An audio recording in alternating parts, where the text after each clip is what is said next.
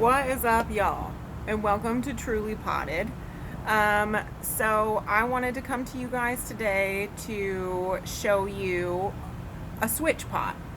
So I have two plants that are that need to switch pots. It's just what it sounds like. And it seems like it would be a really difficult thing, right? To change something that's pot is, I don't know. Repotting is something that people have a lot of stress about, myself included. But I've gotten pretty used to it, and it's so fun how resilient most plants are when you go to repot them. So I wanted to show you a switch pot can really just be like a replanting, or it can be maybe just not necessarily, it's not always that one needs to go into one pot that the other one comes out of. So that's just happens to be what's going on in my pot garden today. But yeah, so let's get started. Pot garden things are doing really well. They are a little bit wilty. Some of the things are a little bit wilty looking right now because the sun has been pretty hot for the last couple of days. So tomatoes are growing really, really good. Herbs are doing pretty well. Trying to come back from caterpillar annihilation 2020. As you guys know, I had to throw my lettuces away because they were all covered in caterpillars, and so coming back from that, but everything else is doing pretty good. The only two things that I have on my agenda are these guys. So this used to be, this is a thyme. It's a silver thyme. It's delicious and citrusy with a lemon flavor. And you'll notice like it's grown really, really well over the size of this container. And it used to have two heads of lettuce, two little lettuces in it, red lettuces, and I had to throw those out. So I let the soil dry out. I sprayed it with some neem oil, the soil with some neem oil, and so now we're laughing. The caterpillars don't seem to like thyme very much, so I don't have a problem with that. So what I'm going to do is I'm going to take this and put it in this pot. So this is my marjoram. He's my friend of an oregano. It's my favorite oregano. He is in that tiny pot. He's grown like crazy, and that pot is just way too small. It's too hot. He gets dried out, and he doesn't like it at all. So depending on what the roots look like on my thyme, actually, I may end up having to put this guy in a different pot. If his roots are too big, I may not be able to fit him in that little pot. As far as in Texas is concerned, in the summertime, there is a truth to a bigger pot is a little bit better, just because you don't have to water it as often and it doesn't take as much heat as hard. So I may decide not to put the thyme in that tiny little pot. We'll see. Because I have a couple of extra pots. They're just not as cute. And so, you know, we'll cross that bridge when we come to it, shall we? So here's what I've got going on. I'm going to see if I can... I've got a pot over here that I'm trying to use as my camera stand here. There we go. See if we can look on things. Oh gosh, sorry guys. We'll see what camera angle we get. Okay, that's what we got. So this is how we're gonna go. I'm putting on my gloves, ready to go. I've got this bucket here, and I'm actually gonna just reach in and grab this guy out of here. I'm giving a pretty wide berth, just so that I'm not ripping anything that's really important. Kind of reaching under and letting the roots come along with whatever the roots look like. So this is what I've gotten. Some of it could be something else. I'm not going to pull too hard. I'm going to give them a little bit of a shake though. Kind of clean off some of this extra stuff. And it looks like that's what we've got. That is him. So this is his top, this is his booty. we're gonna keep him intact. I'm gonna put him right in this bucket for right now. And then I've got this right here, this soil. So this soil, I would say generally to always use, oh, I've got a little seedling in there. That's fun. I would say always to use new soil. This was new soil this year. So it's maybe a couple, I don't even know if it's a couple of months old really. I repotted this pot. So because I'm not doing a whole lot of new things, I am actually just going to leave this pot just as he is. I'm not going to add any new soil, although I have other soil. This is some pretty good stuff. It's got a lot of life left.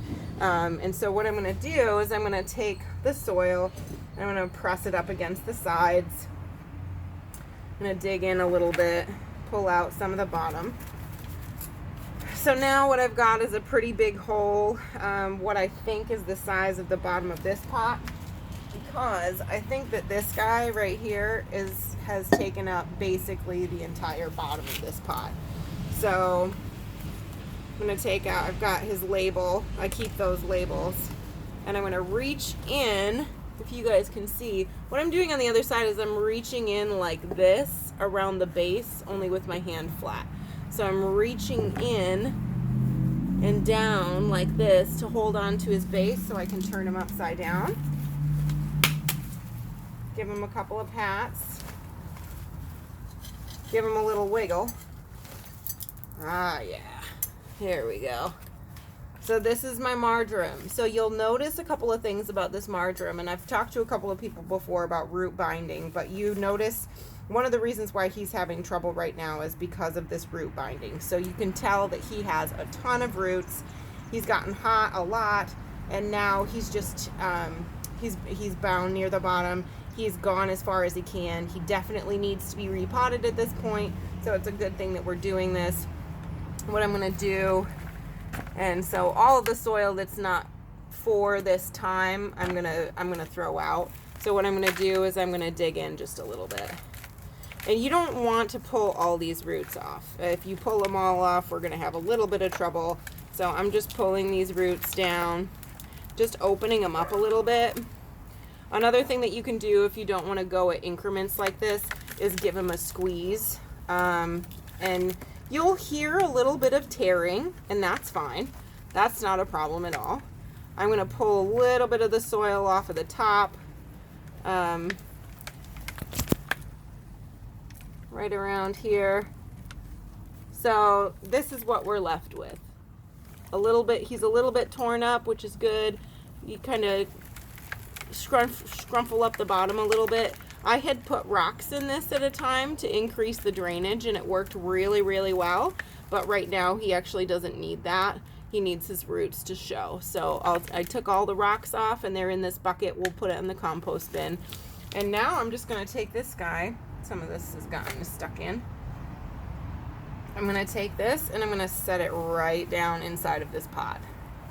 So what we're making sure of is that the marjoram is the highest point of the pot. So we don't want the marjoram to be in a crater, if you know what I mean.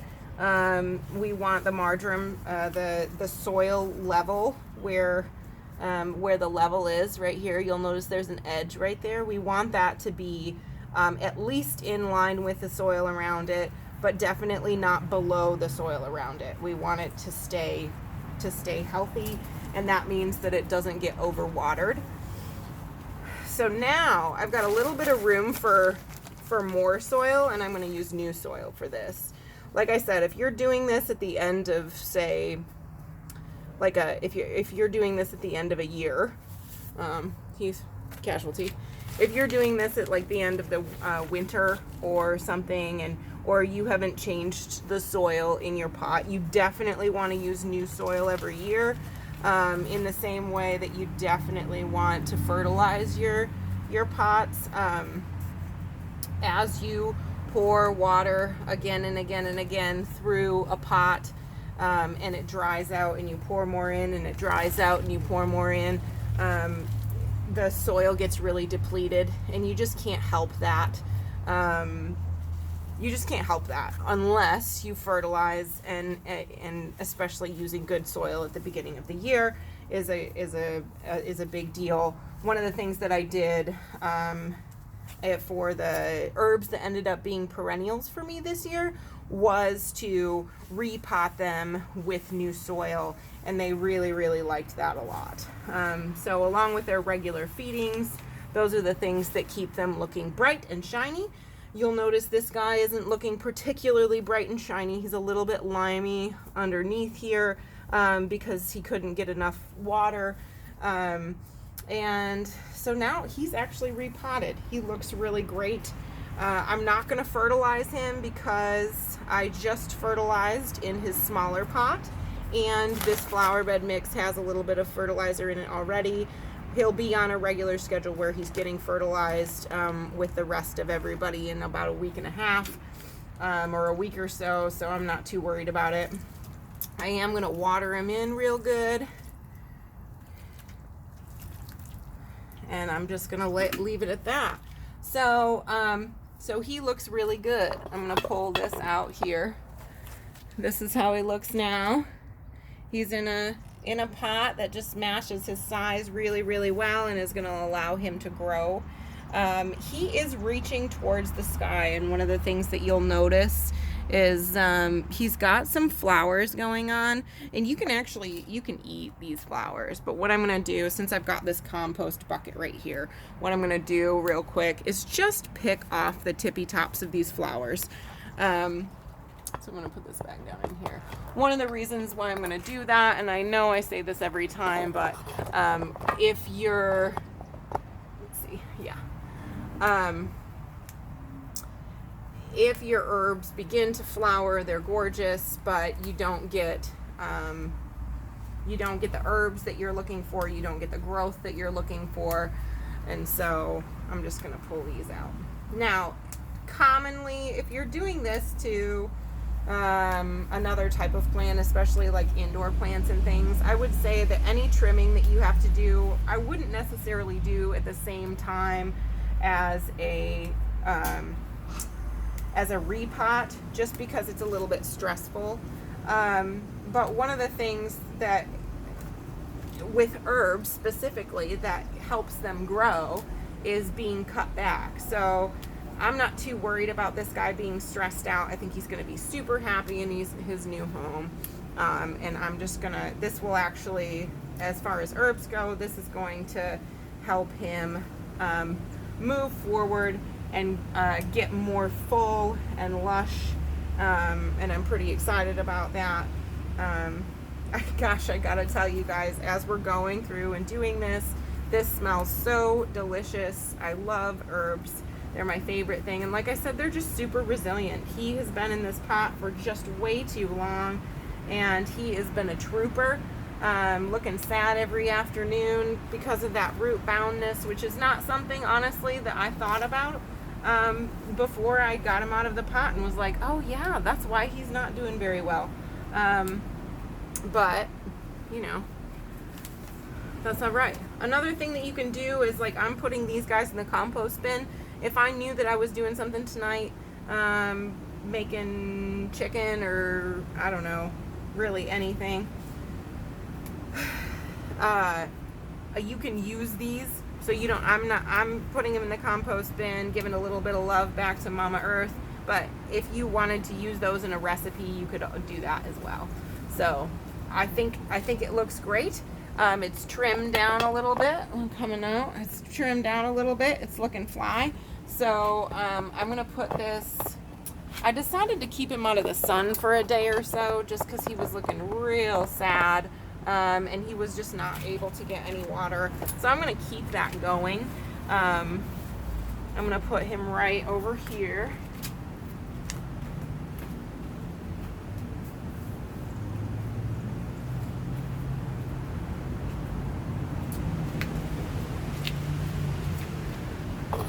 Yeah. So yeah, I'm gonna leave him right over there for a couple of days, just until he gets his legs under him, and till he starts looking just a little bit better. And so this is what we've got now, is this pot right here. It looks like he's got a little bit of sand in his hole. So what I did, because I used a little bit of sand, what I did was stuck it through, poured water. It looks like it's draining, so that's important. If you're reusing these pots that have dishes attached, be sure, especially if you're using extra little rocks and things, be sure when you're repotting into them that you check and make sure that the hole is actually draining. If the hole is not draining, it's not going to do great things. So you really need to make sure that that is happening. Instead of rocks today, what I'm going to do, so this is another repot trick, and there is actually, when I repotted the lettuce and thyme into the pot that we just potted earlier this year, one of the things that I did was take a piece of broken terracotta pot and I put it in the base so the dirt doesn't come out, so it doesn't get stopped up. So as long as you've got a little bit going through that hole, you know it's draining really well, then you put this in here and it makes it so that the dirt doesn't fall out, which is good. So this is what I've done. I just put that right down in there, just covering the hole a little bit. And now we're gonna go back into our stand here and see if we can get a little bit of a lower view. Okay, so here we've got our pot. We've got, you can use a rack as well. We've got our pot, we've got a little stickum. I'm gonna pull this guy out, and for now I am, you know what? For now I am gonna repot this guy in this pot. He's gonna need to be repotted probably relatively quickly. You notice that the size of his roots are about at the size of the pot. He may get root bound just like the other guy, but I'm not too worried about it at this moment. I'm excited to get him in his new home, and I spend enough time out here. If I need to repot him, it would be very easy to do what I just did to the oregano into another pot when I find myself a cute pot that I like. So I just threw a little bit of dirt in the bottom. He is right up at the edge. You can kind of see right there, looking fly. And I'm just trying to find a place where he looks like he's the happiest. Looks like that seems pretty good. I'm gonna put in some soil on the left. He filled in the long way, so he's gonna be kind of like a mohawk sort of a pot, I think. And then filling out this way. And I'm just adding soil where it goes, you know, letting it kind of fall in.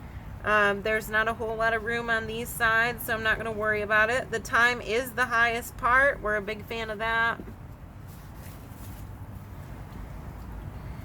And like I said, when this guy is due to be repotted, no big deal. For right now, he's got his own space, and I'm sure he likes that. So there's that. He's got his little mohawk going on there. He looks cute in that pot. I like it a lot. I'm gonna give him a good water. And like I said, all these got fertilized just this past week, so I'm not gonna add any extra fertilizer or anything like that. They'll give him some fishy food. And he doesn't, I don't really care to trim him very much. Just kind of packing in the soil.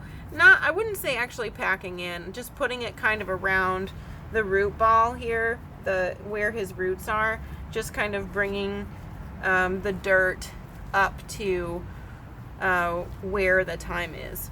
So making kind of a hill, I guess, where the thyme is the top part. And there you have it. So this guy is gonna go, he's relatively happy just how he is. I'm gonna take my gloves off. I'm gonna take our camera here and pick up our pot. Cutie patootie.